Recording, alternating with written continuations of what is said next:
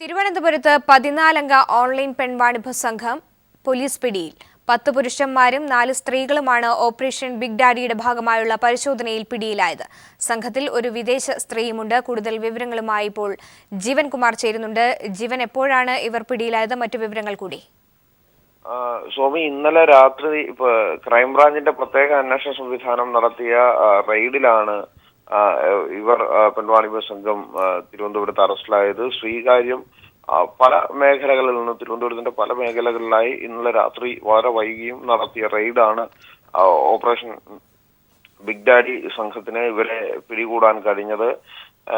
നേരത്തെ തന്നെ ഇത് സംബന്ധിച്ച വാർത്തകൾ പുറത്തു വന്നിരുന്നു. ലൊക്കാൻഡോ അടക്കമുള്ള ചില ഓൺലൈൻ സൈറ്റുകളിൽ ഫോൺ നമ്പറുകൾ കൊടുത്ത് ഇടപാടുകാരുമായി ഓൺലൈനിലൂടെ ഇടപാടുകൾ നടത്തിയിരുന്ന സംഘമാണ് അറസ്റ്റിലായിരിക്കുന്നത്. നേരത്തെ തന്നെ ഇവർക്ക് വിവിധ തരത്തിലുള്ള ബന്ധങ്ങൾ ഉണ്ടായി എന്നതിനെ തുടർന്ന് പോലീസ് വളരെ കർശനമായ പരിശോധനകൾ ഈ കാര്യത്തിൽ നടത്തിക്കൊണ്ടിരിക്കുകയായിരുന്നു.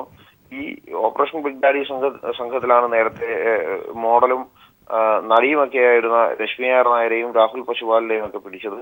അതിന്റെ തുടർച്ചയെന്നോണമാണ് ഇപ്പോഴും റെയ്ഡുകൾ നടന്നുകൊണ്ടിരിക്കുന്നത്. അതിൽ ഇപ്പോൾ പിടിയിലായിരിക്കുന്നത് 14 പേരടങ്ങുന്ന സംഘമാണ്.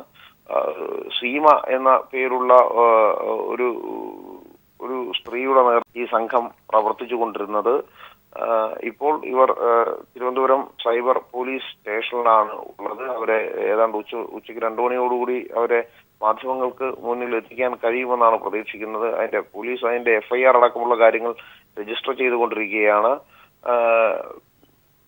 ഇവർക്ക് പല തരത്തിലുള്ള സംസ്ഥാനത്തിലും സംസ്ഥാനത്തിന് പുറത്തുള്ള സംഘങ്ങളുമായി ബന്ധമുണ്ടോ എന്നതടക്കമുള്ള കാര്യങ്ങൾ ഇനി അറിയേണ്ടതുണ്ട്. അതിനായുള്ള വിശദമായ പരിശോധന നടത്തേണ്ടിയിരിക്കുന്നു. എന്തായാലും പിടിയിലായിരിക്കുന്ന ഒരു ശ്രീലങ്കൻ സ്വദേശിനിയായ പെൺകുട്ടി കൂടി ഉണ്ട് എന്നാണ് അറിയാൻ കഴിയുന്നത്. ഇടപാടുകാർ ആയി എത്തിയ 10ഓളം പുരുഷന്മാരും ഇവരുടെ പിടിയിലായിട്ടുണ്ട്.